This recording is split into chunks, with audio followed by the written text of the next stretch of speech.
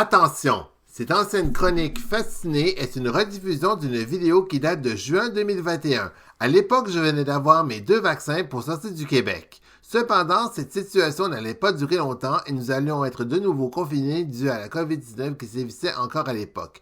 Ne prenez pas en compte ce qui était annoncé à l'époque. Je mets cette vidéo YouTube en ligne en signe d'hommage à l'auteure et dessinatrice sino-française Patricia Laifong qui nous a quittés il y a quelques semaines par rapport à sa bande dessinée La Rose écarlate et Les Mystiques. Aussi, les extraits audio qui mettaient en scène des chansons italiennes de Sous le signe des mousquetaires par Christina D'Avena et de La Tulipe noire par le regretté Claude Lombard ne seront pas visibles dû aux droits musicaux que je ne possède pas à l'occurrence. Si vous voulez revoir la vidéo en version intégrale, vous pourrez aller voir sur la page Facebook des Petites Folies à Philippe. Le lien vidéo sera mis en bas de la description de cette vidéo aussi. Merci de votre attention et bon visionnement. Bonjour à tous, c'est Philippe Saint-Jean qui vous parle. Enfin, c'est l'été. Enfin, on est déconfiné. Bon. Bref, pour débuter la saison, on va se pencher sur une vidéo que je prévoyais depuis très longtemps de réaliser après des problèmes de monteur dont je n'ai reçu aucune réponse depuis. Aujourd'hui, on va se pencher sur une série de bandes dessinées qui me tenait tellement à cœur. Aujourd'hui, on va se pencher sur La Rose écarlate. Alors, qui est cette Rose écarlate ou Scarlet Rose? Vous allez découvrir tout de suite après le générique.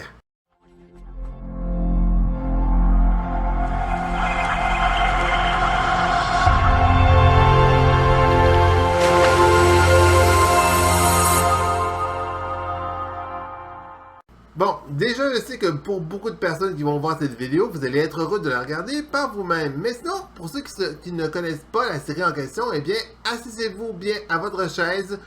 Je vais vous la faire découvrir. La Rose écarlate a été créée par l'artiste Patricia Laifong en 2006. Elle contient 17 tomes, dont elle a eu droit à un spin-off de la série nommé Mission, qui contient 6 tomes où elle vit une aventure parallèle de leurs propres aventures, avec la collaboration de la dessinatrice Jenny qui l'aide dans la création de cette série. Elle raconte les aventures de Maude de la Roche, une jeune femme aimant les aventures d'un certain renard aventurier qui se déguise sur la peau d'un justicier à la Robin des Bois qui enlève aux riches pour donner aux pauvres. L'histoire rappelle énormément les aventures de ce super-héros de comics américains. Cette fois, cette dernière a perdu son père étant été assassiné par un vilain brigand qui voulait avoir son agent à lui tout seul. Pendant la dernière personne qui s'était occupée d'elle, Maud décidera de venger la mort de son père pour devenir une justicière pendant un masque et faire tout comme le renard, combattre et voler aux riches pour donner aux pauvres, tout en menant son enquête de découvrir le mystérieux tueur de son père. Tout cela alors qu'elle va devoir vivre chez un monarque qui tentera de la transformer pour devenir une femme respectable et convenable et être mariée à un riche homme, mais cette dernière ne se laissera pas faire et est en train de démontrer qu'elle est beaucoup mieux en restant soi-même au lieu d'être contrôlée par un homme. Cette bande dessinée est réellement innovante à l'époque, mais aussi c'est une BD qui est également féministe pour l'héroïne qui décide de changer la façon dont on perçoit les femmes à l'époque qu'on percevait durant leurs aventures.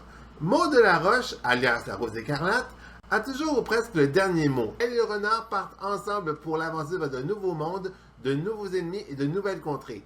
La bande dessinée a même eu droit à des aventures sous forme de romans pour la collection Le Livre de Poche où on assiste à des aventures sous forme de romans historiques qui sont également excellents à lire.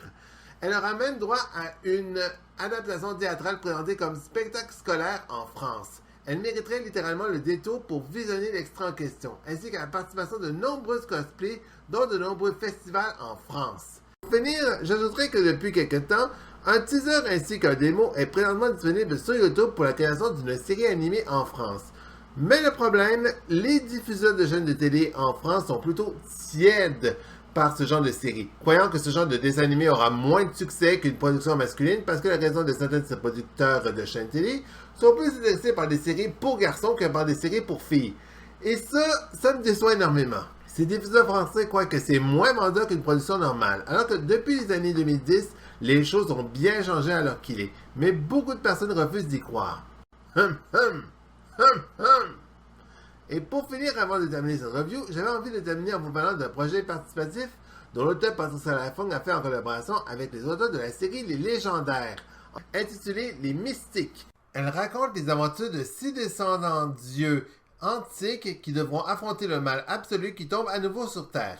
La série rappelle énormément la vieille série animée La classe des Titans qui rappelle étrangement cet univers.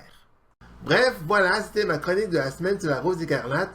Voilà, c'était tout. Je vous remercie d'avoir regardé la vidéo. On se retrouve pour une prochaine vidéo, peut-être au mois de juillet ou au mois de septembre. Alors, je vais peut-être prendre un mois de vacances pour aller un peu à la plage et rester un peu avec mes parents en attendant de recevoir ma deuxième dose de vaccin. D'ici là, je vous souhaite un bon début de vacances à tous. Prenez soin de vous et à la prochaine. Salut!